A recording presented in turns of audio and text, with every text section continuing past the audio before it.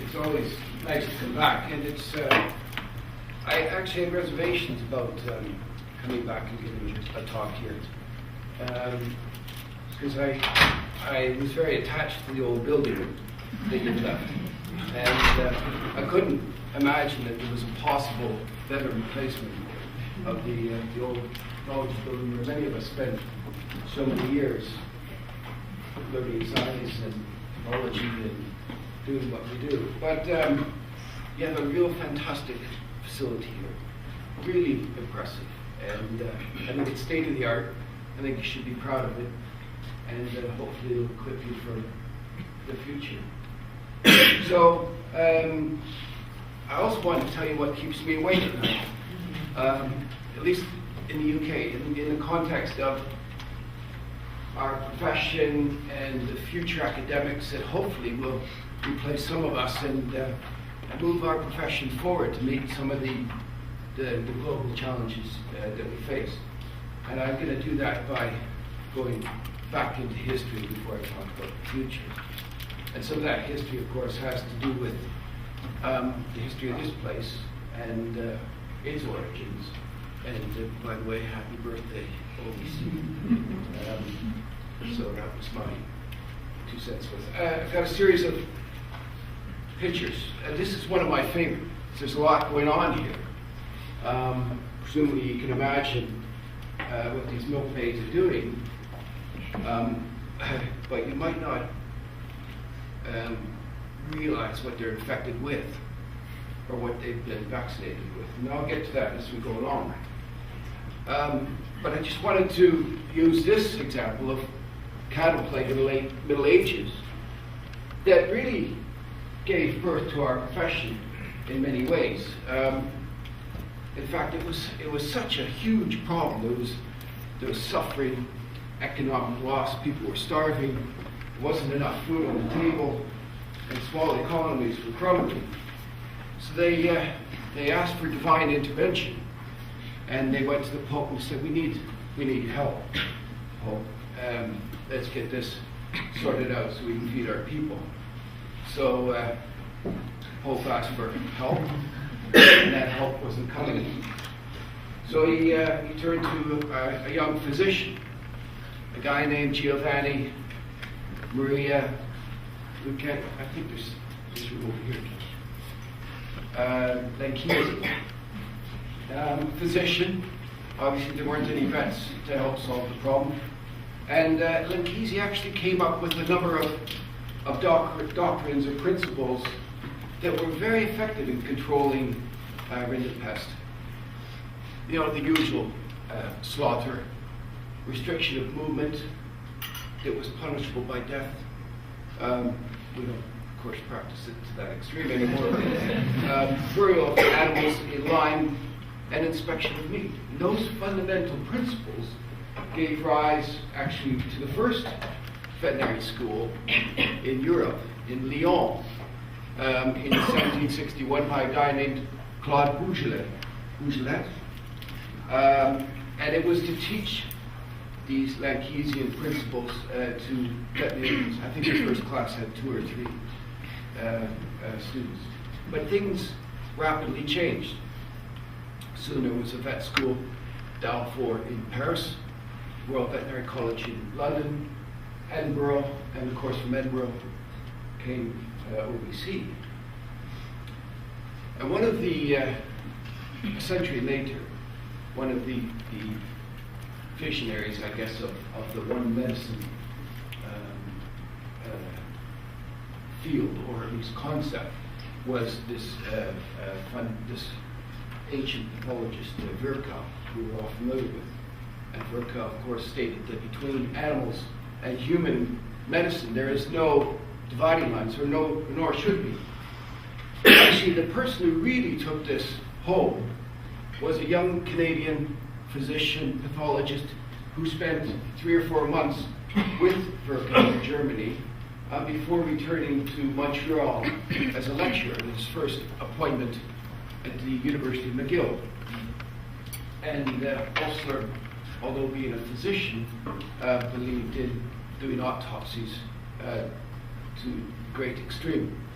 and instead of going through all this text, Osler, you know, he's credited not only of the start of the One Health, One Medicine initiative, but really compared to pathology.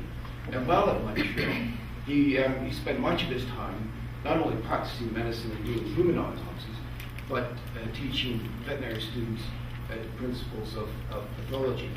And it was one of those veterinary students, Albert Clement, who together with Osler came up with the proposal that maybe we should be cooking pork to reduce the parasite burden. Osler was born not too far from here, somewhere between Barrie and Guelph, as a crow flies, in Boghead, but grew up in Dundas, Ontario. It's quite remarkable if you go back and you read what Osler accomplished. While in Montreal, again as a physician, performed personally 786 autopsies. When he moved to Pennsylvania, another 163. That number sticks in the back of my mind because I think that's the number of PM reports that are still outstanding on my name. I remember getting a letter from the embarkment or something to that effect when I was those are wildlife cases. And when he was 70, in the last phase of his career, he was appointed to the Regis Professorship in Oxford, and at the age of 70, was still performing autopsies. The last line is actually what I think is quite astonishing. So, he was very prolific, despite spending a lot of time in the PM room, publishing 1,500 manuscripts, not just on medicine and pathology, but on history. So, where are we now in the 21st century? Well, for veterinarians, the eradication of rinderpest was a huge milestone. And as Marion Horsack, who I think you are all familiar with, was honorary degree earlier this year, reported that that was a monumental, that in 2010, 2011, will be noted as the eradication of the second viral infection by vaccination. Well, where are we with rinderpest's close cousin, measles virus? There's a fantastic virus for measles, but we haven't eradicated that from the globe. And there's probably differences. In fact, there's probably huge differences. We, I guess, could take credit for our Stalinistic approach to vaccination and lack of informed consent. But we get all those animals vaccinated, and it's remarkably effective. Of course, with measles, there's all sorts of other ethical, religious, and logistic problems of distributing vaccines around the globe to those who need it. But suffice it to say, the trend is positive, and the WHO, UNICEF, lead organizations are behind this global push to vaccinate the human population. What's interesting is the relationship between measles and rinderpest, and it at least phylogenetically seems that as one goes back and calculates, as Ferus and colleagues did a couple of years ago, one could estimate that there was a common ancestor, rinderpest and measles, in approximately the 11th century, suggesting, in fact, there may be cross-species transmission. The other thing that you're all very aware about is that at least 70% of infections that are acquired by humans are derived in one form or another from animals.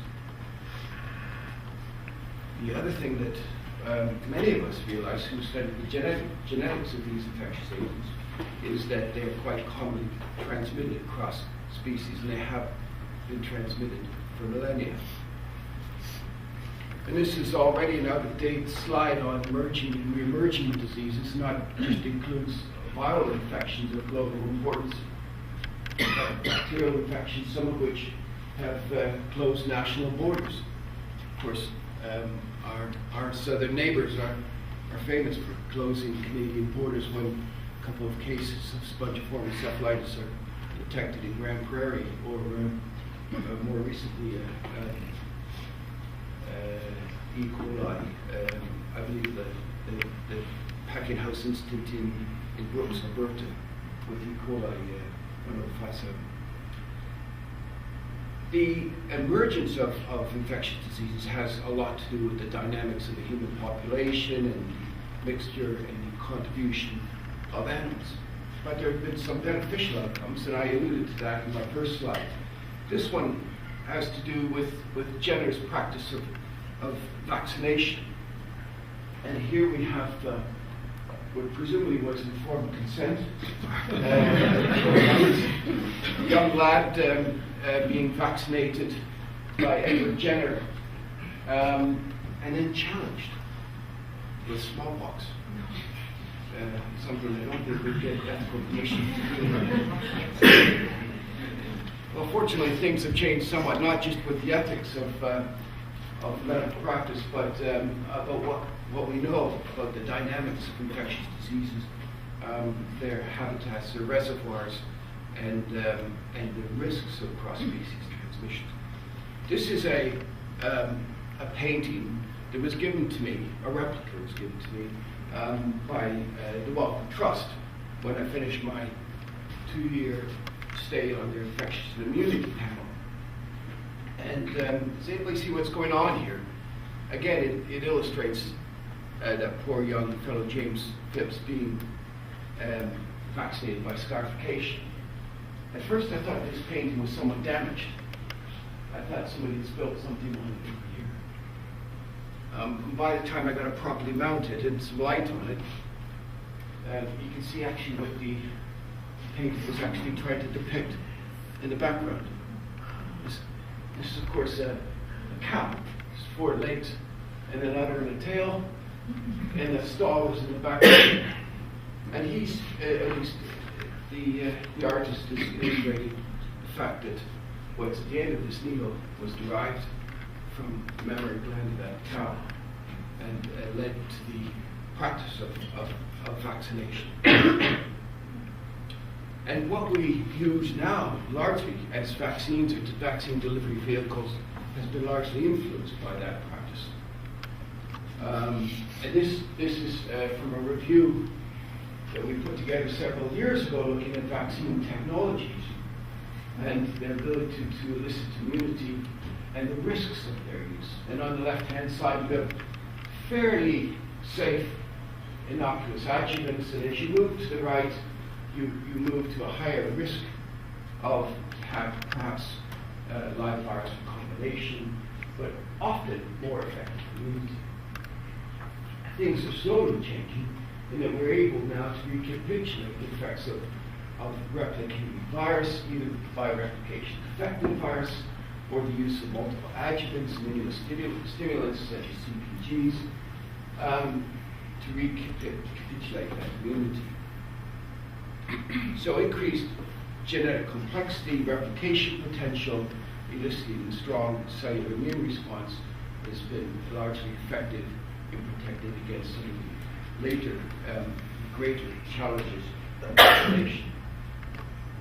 And there's a great number of technologies, many of which have been adopted by our profession. In animal health, the use of interperitoneal drinking water vaccines, intradermal, intramuscular, of course, are common use, but in ovo as well to deliver vaccines to eggs. Those technologies are rapidly emerging. In fact, there's new developments as we speak. Now, this is a partial list from a review in 2010 of vectors, of viral vaccines based on replicating viral vectors. And again, this is a bias towards Mary L's toolbox of vaccine vectors, but as you can see, there's a large spectrum of different pathogens that are targeted using recombinant viral vaccines. Everything from West Nile to rabies, feline leukemia virus, canine distemper, avian influenza, imported today. Newcastle and multiple vaccine antigens that can be encoded in some of these larger viral vectors. So what about viral vector vaccines that are licensed for use in humans? That was the situation in 2010. It's not a PowerPoint Macintosh problem. There just wasn't anything out there until recently. But the situation is changing. But there are various and important differences between the human and the veterinary vaccine industry. Human vaccine manufacturers have an aversion for risk, of course. Safety is paramount, and the regulation and the consequences for a failure, or at least a bad reactive genetic effect, or intussusception in the case of rotavirus vaccines, is unacceptable and often has profound stock market implications for the developers. And it can take between 15 to 20 years to develop a human vaccine, depending on the setting and the vaccine target. Whereas in the animal health industry, the risks are much lower, the time to product development is much shorter, it's fast and relatively inexpensive, going from, instead of 15 to 20 years, perhaps 5 to 7 years, depending on the continent you may be and which market you're developing these for. And often you have a fantastic animal model in which to evaluate efficacy. That's usually the species for which you're trying to develop your vaccine. So innovative vaccine technologies appear much sooner in animal health due to lower risks and lower costs. And the products are possible between, as I mentioned, 3 to 7 years in animal health versus much longer in human health. So that was the situation roughly in 2010. What's in the human vaccine pipeline? I apologize that this is probably not possible to read for those of you other than see very close in control. This is a list of those viral vector vaccine candidates for veterinary use, and I'm listing here canary pox and pox-based platforms, Newcastle disease, Turkey herpes viruses, flaviviruses, yellow fever virus has been a very popular viral vaccine vector for not only West Nile but to humans, dengue, and Japanese encephalitis. Adenovirus vectors are not only commonly used laboratory reagents, but they've been out there, certainly been very popular as vaccine vectors. And a modified vaccine called MVA, which was used very successfully in Turkey, is being used for Mycobacterium bovis, and in fact, perhaps even in badgers. So the list of human vaccines which are being explored is also growing substantially. Many of them for cancer, because of the concept, clinical trial possibilities, but also for very complex diseases, including HIV and malaria. So I've just illustrated here a number of different pox vectors, canary pox and MVA, for instance, that are used for HIV. And NIVAC, which is a purposely laboratory attenuated strain of the Copenhagen variant of vaccine that's been pushed forward into human clinical trials. And next week, actually in Seattle, we'll be meeting about human clinical trials using NIVAC and canary pox for the next phase 3 human clinical trials in Africa and Southeast Asia. Now, those viral vector vaccines are remarkably efficient at eliciting strong T-cell responses, cytotoxic T-cell responses. So for a virus that is rapidly cleared by the immune system by effective T-cell response, they're very effective. However, for viruses in which persistence or integration or adverse effects due to immunological complications, they're quite problematic. And for prevention, there's still the need for neutralizing antibodies. It's been one of the holy grails of hepatitis C and HIV and other fields such as influenza to develop better vaccines that can protect from infection, or at least facilitate blocking entry and localizing infection in target species. And the problem, of course, has been the limited use of adjuvants in humans that are able to give us very potent responses, such as we see with Freud's incomplete. But we've been fortunate to come across a likely to be approved combination that is not reactogenic, which is not painful, but it elicits fantastic B-cell responses that are comparable, if not superior, to Freud's.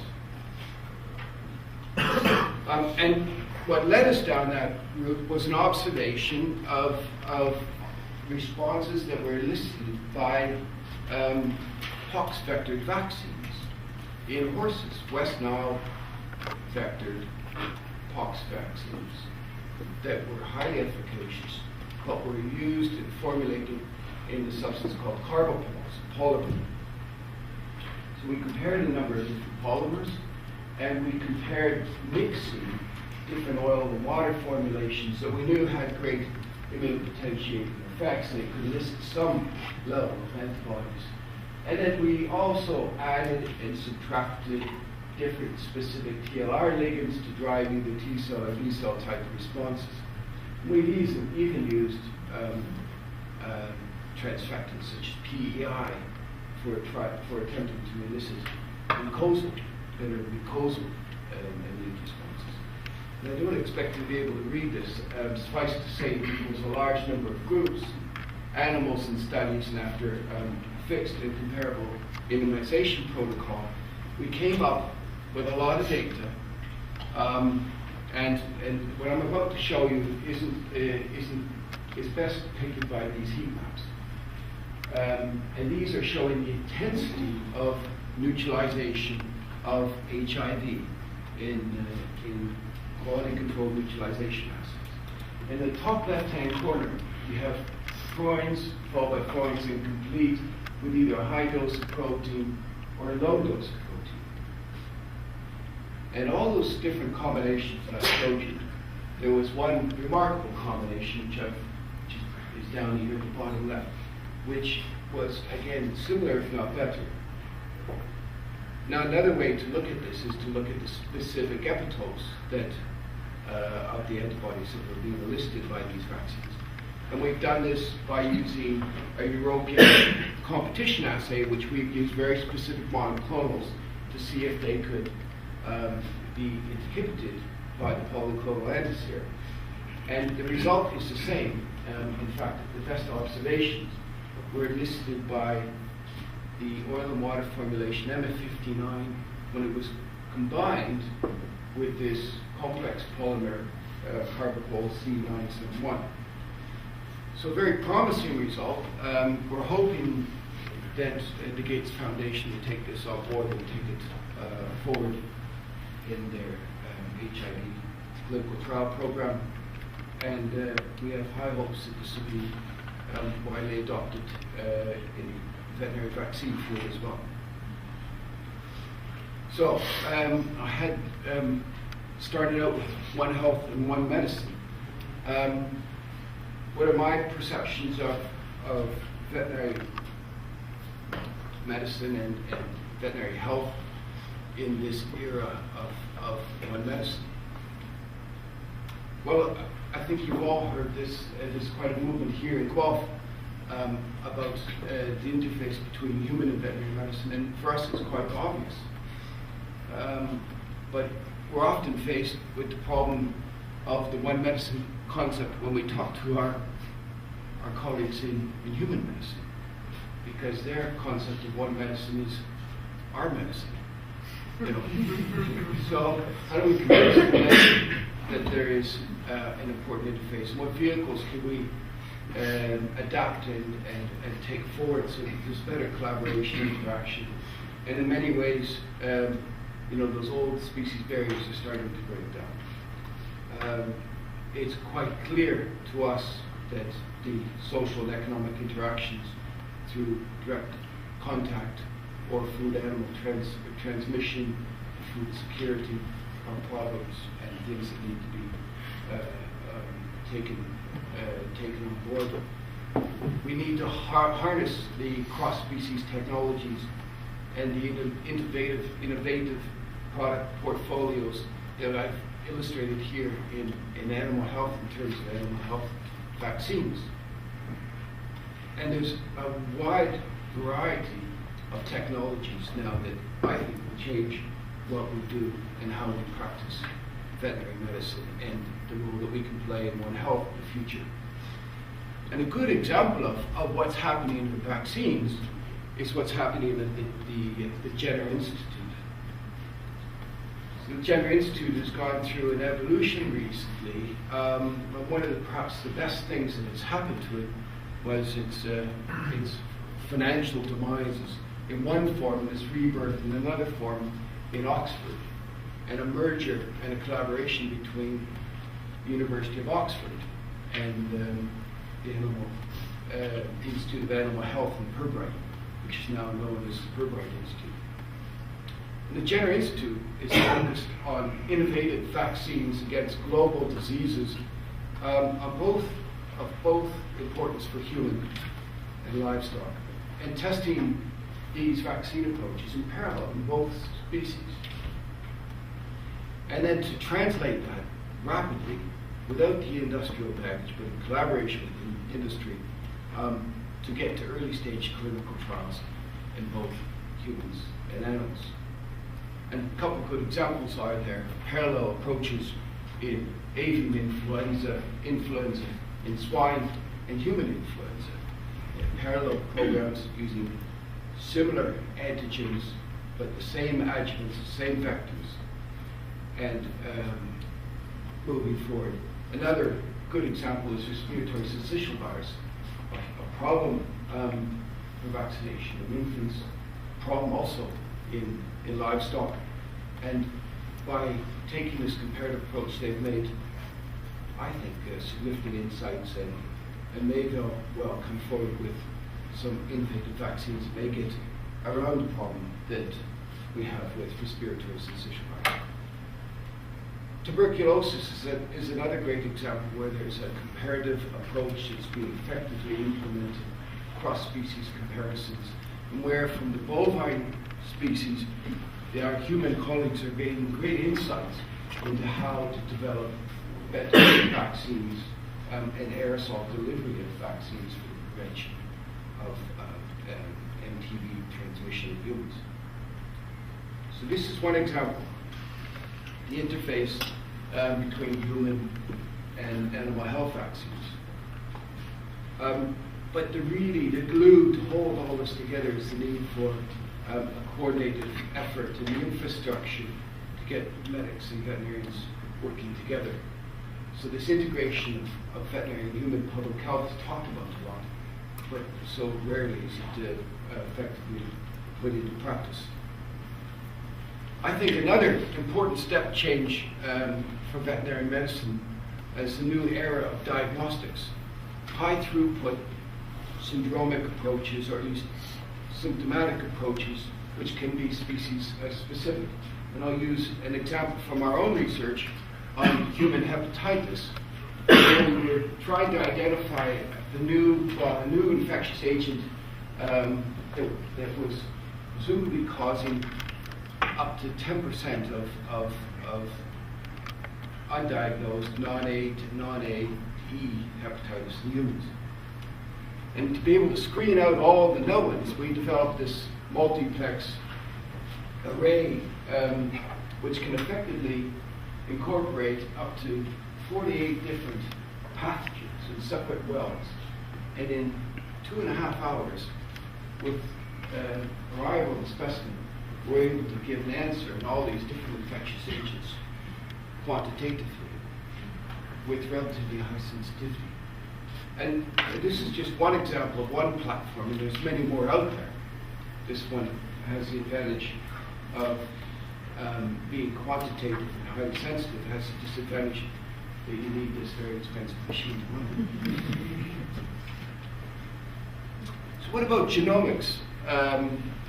You know, every time we pick up another issue of Science or Nature, there's our favorite species, and the genome has recently been sequenced. How can genomics help move us forward and identify the pathogenesis of these complex diseases, these syndromes that we've known about for a long time but have never been able to figure out? And to give you an example of that, we've been working on a technology called digital transcriptome subtraction, where you get a piece of tissue. In our case, it's usually a liver biopsy, very small, 1/3 of a true cut biopsy, because of course the rest has to go in the formalin or some other that ruins our nucleic acids. But from a single tissue, we sequence the whole transcriptome. We're able to subtract either the transcripts from the normal tissue or from the database's normal transcripts of the host or of that organ. And what we're left with are potential pathogen sequences. Okay, now this isn't quick. This is a long, arduous process, but it is effective, and we have shown it to work for a number of human hepatitis viruses, which are there in low copy number. We've also been successful in doing it for adenovirus hepatitis C in dogs. We had the advantage in that we were working with a transplantation clinic, and we were able to get a very small biopsy of the donor liver and the excised diseased liver, from which we had ample material in which to do our process.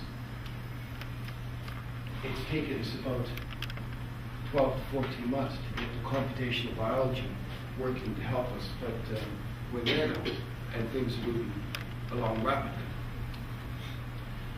So we know that we have vaccines for canine adenovirus, and presumably we've largely eliminated that in areas of the world where we vaccinate for canine adenovirus. But we still have a significant number of cases of hepatitis in dogs, which have, if you rule out all other potential causes, likely infectious origin. And what is also powerful about this technology is not only can you subtract normal host sequences, but you can subtract or compare the inflammatory transcriptome. So if you have inflammatory cells that may be eliciting part of the disease complex, you can get those profiles as you would in an gene array approach. So it has not only the advantage of allowing us to dissect potential infectious agents, but to correlate those with the inflammatory host response that they elicit. So what about the hot topic of genetically modified organisms and disease resistance? That's something we can't ignore anymore. It's upon us. And for large pandemic infections such as influenza, it's very important to take these into account and into consideration. Okay, can I just take a poll? How many of you would be averse to eating chicken if you knew that it had a foreign gene in it? So who wouldn't eat it? So that means everybody else would probably eat that chicken. I would. I certainly have no problem.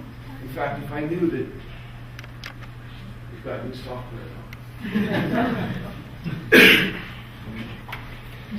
So I'm not sure where this debate is going in the public, but I think if for important, potentially global diseases such as the risk of pandemic flu, the use of genetically modified chickens is something to consider. In fact, my colleague who developed this flu-resistant chicken is also now a grant where he's busy to do the same with pigs.